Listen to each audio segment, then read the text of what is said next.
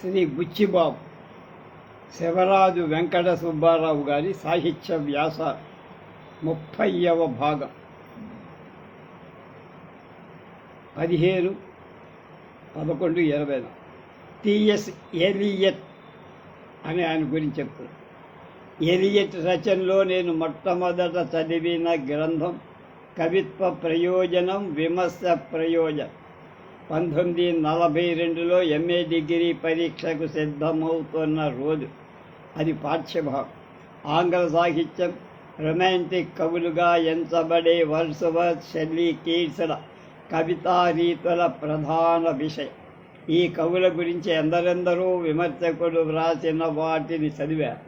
ఈ చిట్టాలు TS Elliot పాఠ్య గ్రంథాలలో సజీవులైన సమకాలీకుల విమర్శల ప్రస్తావన లేకపోవటం ఉన్నత విద్య సంప్రదాయం. ఈ రొమాంటిక్ కవుల ప్రభావం ఆనాడు భావకవిత్వాన్ని ప్రచారంలోకి తెస్తున్న తెలుగు కవులపై చాలా ఉందని విన్నారు. వీరిని గురించి సమకాలీకుడైన విమర్శకులు ఏమంటున్నారో తెలుసుకోవాలన్న కుతూహలం పెరిగి అదృష్టవశాత్తు ఆ సమయంలో ఈ ఎలియట్ గ్రంథం నాకుదే. చదివి ఉక్కిరి బిక్కిరయ్య. ఆనాటి నాలో పాతుకున్న భావాలు తారుమారాయి. షెల్లీలాగా చాలా గొప్ప కవి, అతని ప్రతిభ, ఊహాబలం, భావాలు అపూర్వమైనవని ఒక అభిప్రాయం ఉండేది నాలో. ఎలియట్ విమర్శ చదివిన ఆ అభిప్రాయం మార్చుకోక తప్పదు. అది వరలో నాకు పరిచితులైన విమర్శల ధోరణి వేరు, ఎలియట్ ధోరణి వేరు. వెనకటి తరం విమర్శకుల దృష్టిలో రొమాంటిక్ కవులు అసాధారణ వ్యక్తి, శిఖరాలపైననే వాళ్ళ మక. ఎలియట్ విమర్శ చదివాక వాళ్ళు మామూలు మనుషులుగా కనపడు. షెల్లీ అన్నది అంతవరకు ఒక మధురమైన ధ్వనిగా ఉండేది. కృష్ణశాస్త్రి గారు చనిపోతే షెల్లీ మళ్ళీ చనిపోయాడు అన్నాడు శ్రీశ్రీ. ఎలియట్ రచన చదివాక ఆ ధ్వనికి ఆకృతి, రక్తమాంసాలు, నాడి, మెదడు వచ్చాయి. షెల్లీ పట్ల మక్కువ ఏర్పడడం యవ్వన దశకు చిహ్నం. నూనూగు మీసాల సమయంలో షెల్లీ చెలిక నడి వయస్సులో కూడా అంతటి సన్నిహితుడని అనగలమా అని ప్రశ్న వేశాట ఎలియట్. ఇంకా చదవండి. షెల్లీ భావాలంటే నాకు అసహ్యం. అతని జీవితంలో ఘట్టాలు స్మరించకుండా అతని కవితని ఆస్వాదించలే. ఆ జీవితం పరిశీలిస్తే నాకు కనబడే షెల్లీలో హాస్యం లేదు, స్వార్థపరుడుగా, దగాకోరుగా కనబడు. అతని లేఖలు విసుగుపట్టి. షెల్లీ భావాలంటే నాకు రోత. ఈ రోత వల్ల అతని కవితను ఆనందించలేకపోతే గుణపాఠం చెప్పే కవిత తనకి గెట్టదన్నాడు షెల్లీ. అతని కవితంతా గుణపాఠాలతోనే నిండి ఉంది అంటాడు ఎలియట్. షెల్లీ కవిత్వం అప్పుడప్పుడు చదువుతూ ఉంటారు. అతనంటే గౌరవం ఇంకా కాస్త మిగిలింది. అయినా ఈ ఎలియట్ విమర్శ మెదడులో ఒక మూల మెసలుతూ చెయ్యి చావనిచ్చిన కైరస్పర్శ జరగకుండా అడ్డుకుంటూనే ఉంది. మరొక అభిప్రాయాన్ని కూడా తారుమారు చేసింది ఎలియట్ గ్రంథం. ఆ రోజుల్లో కవిత్వం ఆస్వాదించాలంటే ఒక రకం మానసిక స్థితి అలవరుచుకోవాలనుకునేవాణ్ణి. మానవుడు ఏకాంత జీవి. ఒంటరిగా వస్తాడు, ఒంటరిగా చావు పుట్టకలే పరమసత్యం. అనంత విశ్వంలో మానవుడు అల్పుడు. ఈ భావాలను జీర్ణించుకున్న తటస్థపడే మానసిక స్థితిలో ఒక దైన్యం ఉంటుంది. కవిత్వాన్ని ఆనందించటానికి ఈ దైన్యం అవసరమనుకునేవా. దీని ప్రస్తావనే ఈ గ్రంథంలో. నేను అవసరమనుకున్న మానసిక స్థితిని గురించి ఇదివరకే ఐఏ రిచర్డ్స్ అనే విమర్శకుడు వ్రాశాడు. నాలో నేను ఊహించుకున్న ఒక స్థితిని గురించి ఎవరో అంతకుముందే వ్రాశారని తెలుసుకొని నేను ఆశ్చర్యపోయాను అంటాడు బుచ్చిబాబు. మానవుణ్ణి రక్షించే శక్తి కవిత్వానికి ఉంది.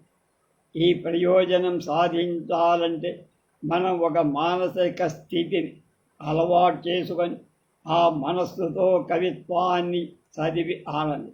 అది రిచర్డ్స్ అనే విమర్శకుడు చెప్పి, ఈ స్థితి అలవడాలంటే కళ్ళు మూసుకొని కొన్ని పరమసత్యాలను ధ్యానం చెయ్యాలట.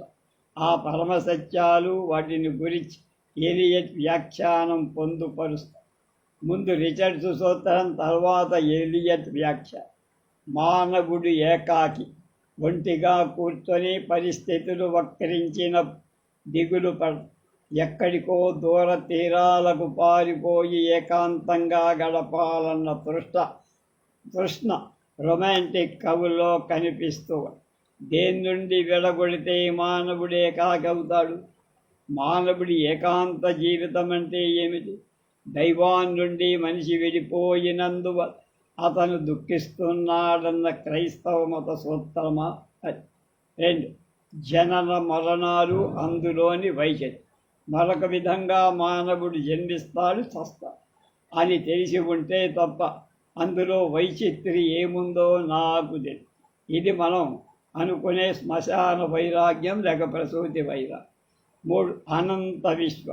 పాస్కల్ అనంతమైన స్థలానికి భయపడలా, అందరి అనంత నిశ్శబ్దానికి హడలిపోయి ఆధ్యాత్మిక అనుభూతి కలవారిలో ఈ అనుభూతి అర్థం చేసుకో. జీన్స్ మొదలైన ఖగోళ శాస్త్రజ్ఞులు అనంత విశ్వాన్ని గురించి ప్రజారంజకంగా వ్రాసిన నాకు గుర్తొచ్చేది ఈ ఖాళీ స్థలాలు. 4. కాలవాహినిలో మానవుడి స్థానం. చరిత్రలో మానవుడి స్థానం ఏమిటి అని ప్రశ్నిస్తే తప్ప ఇందులో ఊహని రగిల్చేది ఏమీ కనబడదు. హెచ్జి వెల్స్ ప్రపంచ చరిత్ర పురికొల్పిన వైజ్ఞానిక తృష్ణ లాంటిదని ఇది దానికి దారితీస్తుంది. అయితే మానవుడు చూపే అవధి లేని అజ్ఞానం, దేవుణ్ణి గురించిన అజ్ఞానం.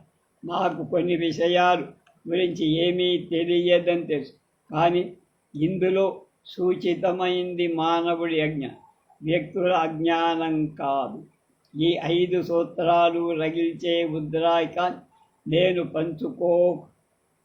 పంచుకో అంటే కవిత్వాన్ని ఆస్వాదించాలంటే ఈ రకం మానసిక స్థితి అలవర్చుకోవక్కర్లేదని ఎలియట్. ఈ గ్రంథం ముగింపు చదివాక కొన్ని కొత్త విషయాలు నాకు తెలిసాయి. యోగి తపస్సు వల్ల పొందే అనుభూతి, కృత్యాధ్యవస్థలో కవి పొందే అనుభూతి చాలా సామ్యం ఉంది. అది ఒకటి నన్ను ఆకర్షించిన కొన్ని భాగాలు. ఒక రకం రచనకి అనారోగ్యం వల్ల సంక్రమించే మానసిక స్థితి తోడ్పడు. కొన్ని లక్షణాలలో ఏదో బరువు తొలగి ఒక కొత్త స్వేచ్ఛ తెచ్చుకున్న స్థితి అది. ఇది కేవలం ప్రేరణ, తన్మయత అనుకో. నిత్య జీవితంలో స్థిరపడిన కొన్ని మానసిక అలవాటు, ఆచారాలు విడిపోయి కొత్త ఆకృతి తెచ్చుకొని ఊహా కదలిక అంతరాయం తొలగినట్లుండటం జరుగుతుంది. బ్రహ్మానందం పొందుతాడు కవి. ఉద్రేకం తనకి సుపరిచితమైన భాష ఒక క్రమంలో అమరుతుంది. ఉదాత్తమైన కవితావేశంతో కొనసాగిన మరొక భాగం. గతంలో మన అనుభవాలు, మనం చదివిన గ్రంథాలలో భాగాలు, వీటిల్లో కొన్ని మాత్రమే ఉత్తేజ స్మృతులుగా ఎందుకు తటస్థపడ. ఒక పిచ్చారు, ఒక చేప ఎగరడం, ఫలానా చోట పరిమళించిన పుష్పం, జర్మనీలో కొండ మలుపులో ఒక ముసలి నడిచిపోవడం, రైలు నిలిచినప్పుడు పక్కన ఒక గది కిటికీలోంచి 6 తొంటర్లు చెట్లాడుతున్న దృష్టం పేక. అలాంటివే ఎందుకు స్మరణ రావాలి? మనం శోధించలేని అంతరంగ అధోలోకంలో దాగిన అనుభూతి ప్రతినిధులు అవి. అనుభూతులు ప్రతినిధులు. ఈ జ్ఞాపకం, గతించిన ఉద్రేకాల సాంకేతిక చిహ్నాలు, మనం ఉద్వేగంతో జీవించిన మధుర క్షణాలు, మాసిపోయిన ఛాయాచిత్రాలుగా చరిత్ర నుండి తొంగి చూస్తారు. ఎలియట్ విమర్శలన్నీ చదివాక ఉత్సాహం, చదవాలన్న ఉత్సాహం బయలుదేరి ఈ గ్రంథం 1936-47 మధ్యలో ఎలియట్ కావ్యాలు, సెలెక్టెడ్ ఎస్సేస్ అన్న విమర్శ గ్రంథం చదివే అవకాశం కలిగి ఎలియట్ ఆధునిక సాహితీ రంగంలో ప్రథమ శ్రేణి విమర్శకుడన్న అభిప్రాయం అంటే నంబర్ 1 స్థిరపడిపోయి ఆయనకి నోబెల్ బహుమానం వచ్చాక అమ్మయ్య అనుకొని లోపల చాలా సంతోషపడిన వాళ్ళలో నేనొక్కడిని అంటున్నాడు బుచ్చిబాబు. ఎలియట్ విమర్శలో ఇంకెవరిలోనూ లేని ప్రత్యేకత ఒకటి. లోతులకు వెళ్ళి కొత్త కోణాల ద్వారా పరామర్శించి లౌకిక జ్ఞానాన్ని వదలక ఒక చమత్కృతతో, వయ్యారంతో ఉదాత్తమైన ప్రయోజనాన్ని సాధించటం ఆయన ప్రత్యేక విధానం. నాకు కొత్తగా కనిపించిన భావాలు కొన్నిటి మీకు చెప్తా. మంచి శైలి అనిపించే స్థితిని ఎరగకుండానే ఆయన శైలి ఉత్కృష్ట స్థితి అందుకొని అమితమైన ఉద్రేక ప్రకర్ష అంత్యదిశ చిహ్నం. ఉద్రేకులైనప్పుడే మనుషుల నిజస్వరూపం బయటపడుతున్నందుకు ఆధారం లేదంట. భౌతికంగా ఉత్పన్నమైన ఉద్రేకాన్ని బట్టి చూస్తే మనుషుల్లో తేడా కనపడ, అందరూ ఒకలాగానే కనిపిస్తారు. ఉద్రేకులైన కాక ఇతర అవస్థలలోనే వాళ్ళ భావ ప్రకర్షకి విలువ ఉంటుంది. బలమైన ఉద్రేకం బలం కల మనుషుల్లోనే హర్షించతగి. బుద్ధిని కోల్పోయి ఉద్రేకానికి లొంగిపోయినప్పుడు మానవత్వాన్ని కోల్పోతాడు మనిషి. నైతిక సంఘర్షణ తిరగబడి ఎదుర్కొనే శక్తి ఉన్నప్పుడే అతడు ఎన్నదగిన మనిషి. కానీ జనసామాన్యంలో ఈ బలమైన ఉద్రేకం కానీ దాన్ని ఎదుర్కొని లొంగ తీసుకునే శక్తి కానీ లేకపోవటం చేత ఎవరన్నా ఉద్రేకం చూపితే మెచ్చుకొని చప్పట్లు కొడతారు జనం. చేతనత్వం, సజీవత్వం లోపించిన వాళ్ళే ఉద్రేకాన్ని జీవానికి చిహ్నంగా భావిస్తారంటాట ఎలియట్. నా కథలపైన, నాటకాలపైన ఈ సూత్రాల ప్రభావం కాస్తో కూస్తో లేకపోతే ఎవరిది ఎలియట్ ప్రభావం అని బుచ్చిబాబు మనకు చెప్తాను. ఉద్రేకం కనపరచగా శిక్షణ ద్వారా అదుపులోకి తెచ్చుకొని ప్రవర్తించే నాయికలు నా రచనలో కనపడతారంటాడు బుచ్చిబాబు. వీళ్ళని పాఠకుడు మెచ్చుకుంటాడా లేదా అన్నది నేను పట్టించు. పైన ఉదహరించిన ఎలియట్ సూత్ర ప్రచారంలోకి వస్తే ఈ రకం పాత్రలను మెచ్చుకునే అవకాశాలు పెరుగుతాయని మాత్రం నేను అనుకుంటానంటాడు బుచ్చిబాబు. మరికొన్ని ఒక కవిని గురించి అతనిలో చాలా శక్తి ఉంది, కానీ సాధన పడేందుకు ఆ శక్తి ఉపకరిస్తూ ఆనాటి భావ కవిత్వంలో ఒక విషాదం, దైన్యం,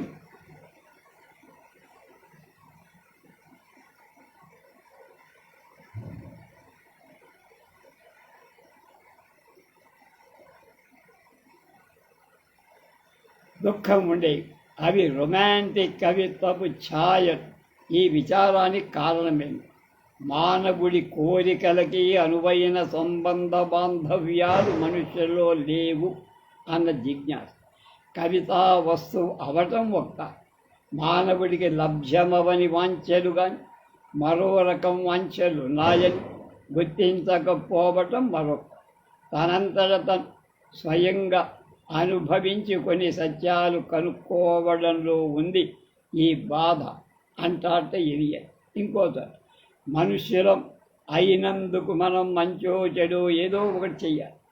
ఓ విధంగా ఏమీ చెయ్యకపోవటం కంటే చెడు చెయ్యటమే మంచిదనిపిస్తుంది. ఏదో ఒకటి చెయ్యటం వల్ల మనం సజీవులైనట్లు తోస్తాం. ముక్తి పొందటంలో ఉంది మానవుడి ఘనత. వినాశనం చెందటంలోనూ అంతటి ఘనత ఉందేమో. అది ఎలియట్ భావం. థామస్ స్టేరన్స్ టిఎస్ అంటే థామస్ స్టెరన్స్ ఎలియట్. టిఎస్, టి అంటే థామస్, ఎస్ అంటే స్టెరన్స్ ఎలియట్. ఈఎల్ఐ ఒకటి, ఎలియట్ ఇలియట్ అలాగా. అమెరికాలో మిస్సోరీ ప్రాంతంలో సెయింట్ లూయి గ్రామంలో 1888 సెప్టెంబర్ 26న పుట్టారు. ఆయన పూర్వీకులు 17వ శతాబ్దంలో ఇంగ్లండ్ నుండి వలసపోయి బోస్టన్లో స్థిరపడిపోయినవారు. తండ్రి వ్యాపారస్తు. హార్వర్డ్ విశ్వవిద్యాలయంలో 4 ఏళ్ళు విద్య నేర్చారు. 1909లో డిగ్రీ తీసుకున్నాడు ఎలియట్. తత్వశాస్త్రం పట్ల శ్రద్ధ చూపారు. 1910లో సార్బాన్లో తత్వం సాహిత్యం చదివి తిరిగి హార్వర్డ్లో మరి కొంతకాలం చదువు చేశారు. 1913లో విశ్వవిద్యాలయ శాఖలో పనిచేసి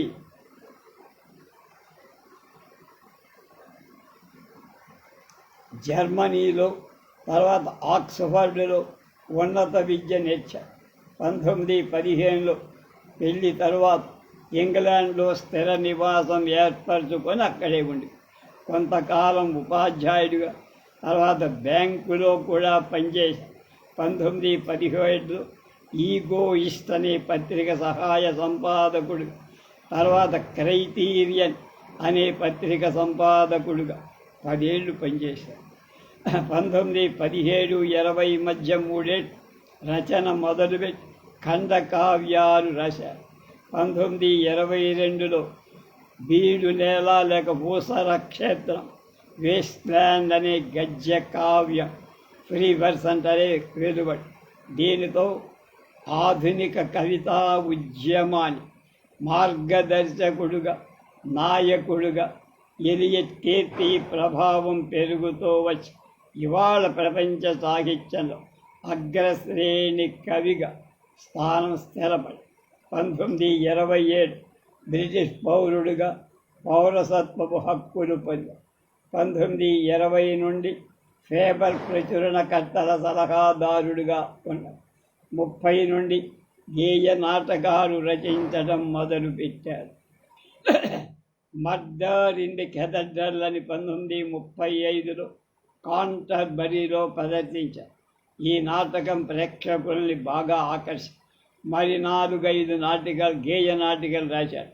44లో 4 క్వార్టర్స్ అనే గేయ సంపుటి వెలువడి గతంలో సమన్వయం కుదుర్చుకోవటం సాగించిన 4 యాత్రల కథనం ఇందులో వస్తుంది. ఆధునిక విశ్వ కవితా రంగంలో ప్రముఖ విమర్శకులు ఈ కావ్యాన్ని మహాకావ్యంగా ఎన్నిక చేశారు. 1920 నుండి సాహిత్య విమర్శ చేస్తూ ఎన్నెన్నో వ్యాసాలు, సాహిత్యమే కాక ఇతర సాంఘిక సమస్యలు కూడా పరిశీలిస్తూ గ్రంథాలు రాశారు. 1948లో ఆర్డర్ ఆఫ్ మెరిట్ బిరుదు, నోబెల్ బహుమానం పొందారు. ఎన్నో విశ్వవిద్యాలయాల డాక్టరేట్ బిరుదులు ఎలియట్ని గౌరవించాయి. మొదటి భార్య చనిపోయాక కొన్ని సంవత్సరాలు 1957లో వాటరీ ఫ్లెచ్చర్ అనే ఆమెను పెళ్లి చేశారు.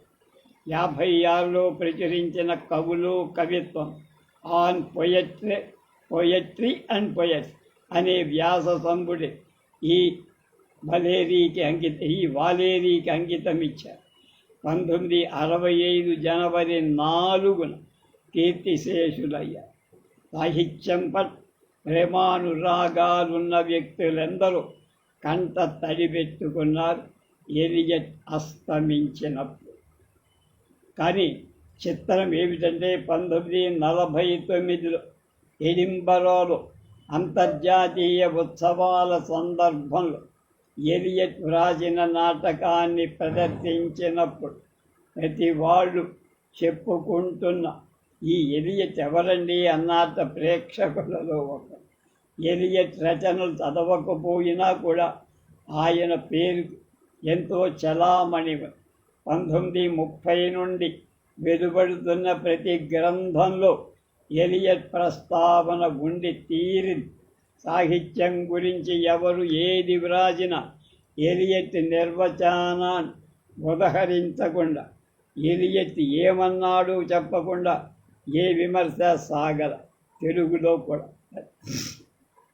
ఒక్క సాహిత్య రంగంలోనే కాదు, విజ్ఞాన శాస్త్రం, తత్వం, మతం, తర్కం, నాగరికత, చరిత్ర, కళలు, విద్యా విధానం, వీటిల్లో దేన్ని గురించి చర్చ జరిగిన ఎలియట్ పేరు పేర్కొనకుండా ఉండటం లేదు. అంతర్జాతీయ సాహితీవేత్త ఎవరు అంటే టిఎస్ ఎలియట్ అని ఘంటాపదం తడుముకోక చెప్పచ్చు. ఇది మాట నేనందు కాదు, బుచ్చిబాబు. నోబెల్ బహుమానం ఎలియట్కి కవిగా ఇచ్చారు కనుక ఆయన కవిత్వం గురించి ముందుగా తెలుసుకుందామంటున్నాడు బుచ్చిబాబు. ఆయన వ్రాసిన ఖండకావ్యాల పేరు తెలుగులో చిట్టాగా వ్రాసి విసిగించడం నాకు ఇష్టం లేదు. ఇంగ్లీషు పేరు తెలుగులో అవతరించగానే అచ్చయిన మిగతా భాగం నాకు చదవ బుద్ధి పుట్టదు. దానివల్ల ప్రయోజనము లేదు. ఆంగ్ల సాహిత్యంలో గాఢమైన పరిచయం లేని వాళ్ళకు ఎలియట్ గురించి తెలుసుకోవాలన్న కుతూహలం ఉంటుంది. వాళ్ళని ఉద్దేశించి నేను రాస్తుంది కూడా. కానీ ఆంగ్ల సాహిత్యంలో పరిచయం లేని వాళ్ళు ఎలియట్ కవిత్వాన్ని గూర్చి చెప్పడం సాధ్యం కాదని నాకు అనిపిస్తోందంటున్నాడు బుచ్చిబాబు. ఎందుకంటే ఆయన కవిత నిండా ఇతర పాశ్చాత్య కవుల నుండి సూచనలు, ఉదాహరణలు కోకొలు. అన్య దేశీయ సాహిత్యాల నుండి కొన్ని వాక్యాలు, భావాలు పొందుపరపబడు. వాటి విశిష్టత తెలిస్తే కానీ ఆయన కావ్యం పూర్తిగా అవగాహన టీకా తాత్పర్యం లేకుండా తెలుగులో అనువదించిన ప్రయోజనులే. కనుక అన్య సాహిత్యాల నుండి సేకరించి అలాంటి సూచనలు, ధ్వనులు, ప్రయోగాలు లేని భాగాలలో కొన్నిటి మాత్రం మీకు ఉదహరిస్తుంది. ఆయన కావ్యంలోని వస్తువే సంఘంలో ఉత్తమ తెగకి చెందిన ధనిక వర్గాల అహంభావం, ధనార్జన కోసం సలిపే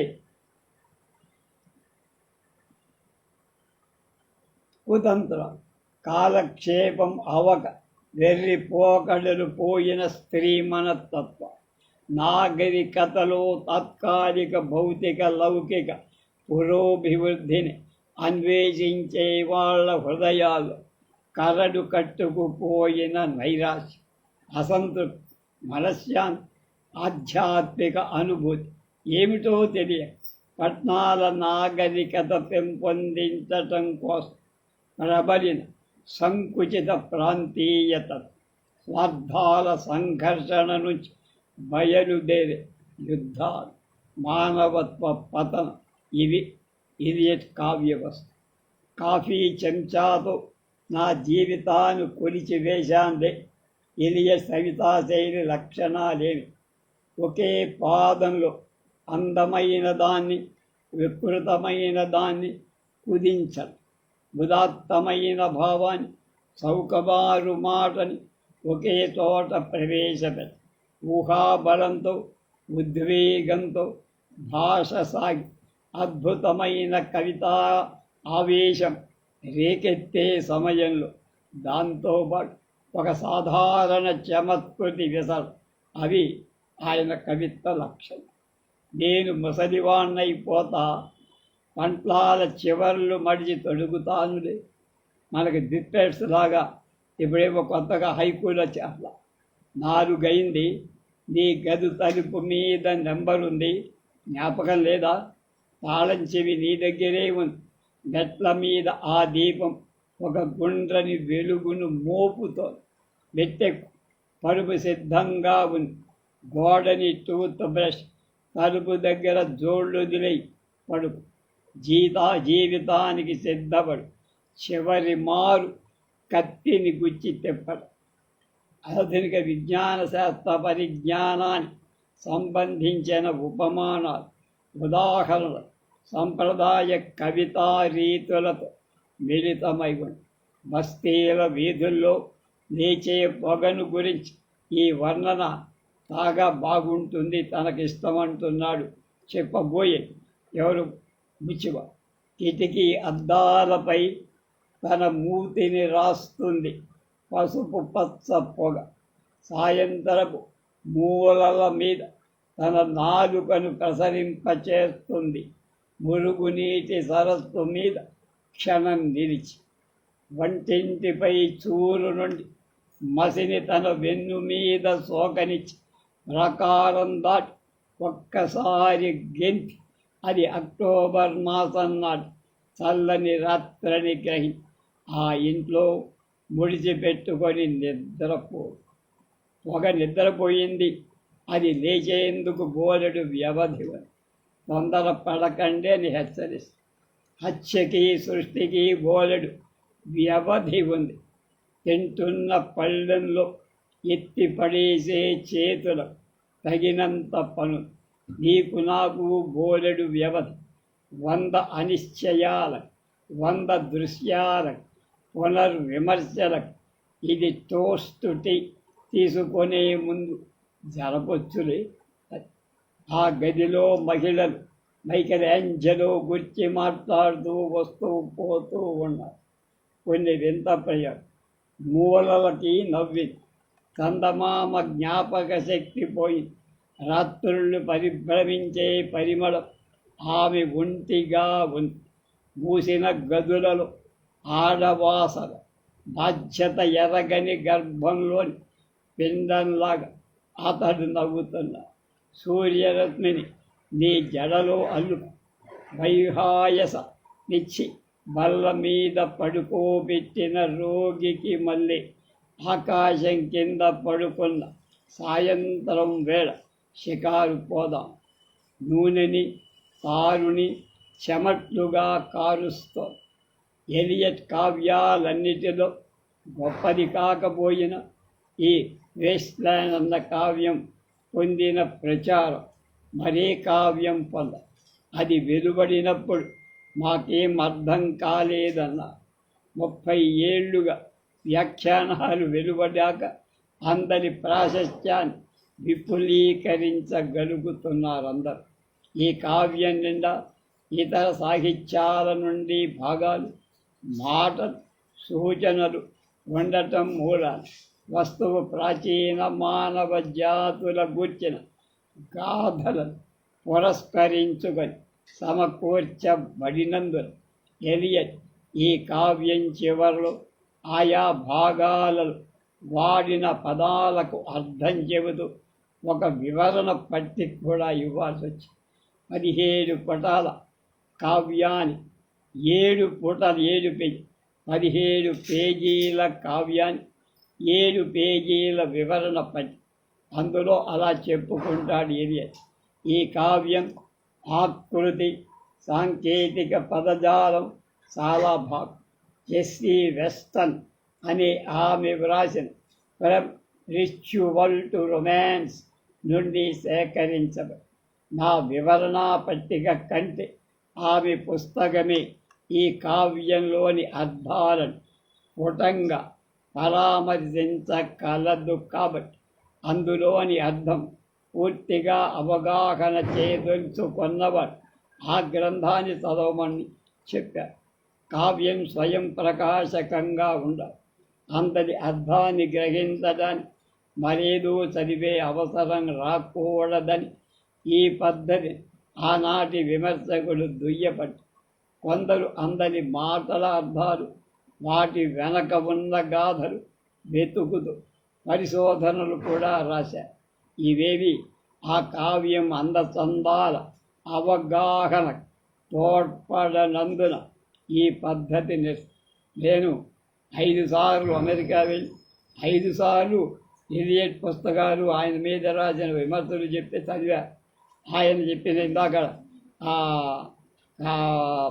మొదట చెప్పినటువంటి ఆ పుస్తకం కూడా చదివా. కానీ నాకేమో బుర్రలో ఇంత కూడా దూరిందని నేను ఇప్పటికీ అనుకోవాలి. ఈ కావ్యం మొదటిసారి డయల్ పత్రికలో ప్రచురించబడిన వివరణ పట్టిక లేదు. పుస్తక రూపంగా ప్రచురించిన మరీ చిన్నదిగా ఉంది. కొంత విషయం చేసి గ్రంథం పరిమితి పెంచాలన్న ఉద్దేశంతో అది వ్రాసినట్టు ఎలియట్ తర్వాత చెప్పారు. అంతకుముందు వ్రాసిన కావ్యాలలో ఎలాంటి భాగాలుంటే ఎందులో నుంచో దొంగలించాడు అన్నార్థ విమర్శకు.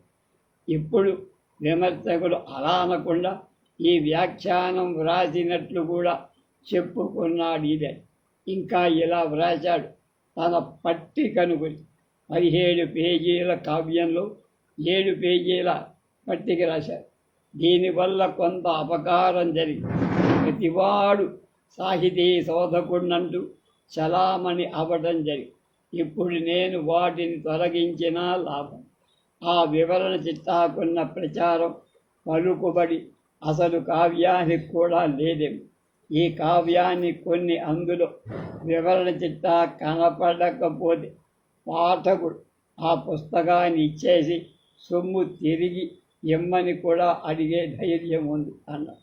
అనేక దేశాల సాహిత్యాలకు సంబంధించి రీతులు, ధ్వనులు, పదజాలం ఇందులో ఇమిడి ఉన్నాయి కనుక ఇలాంటివి లేని 1-2 భాగాలు మాత్రమే నేను ఉదహరిస్తాను అన్నాడు.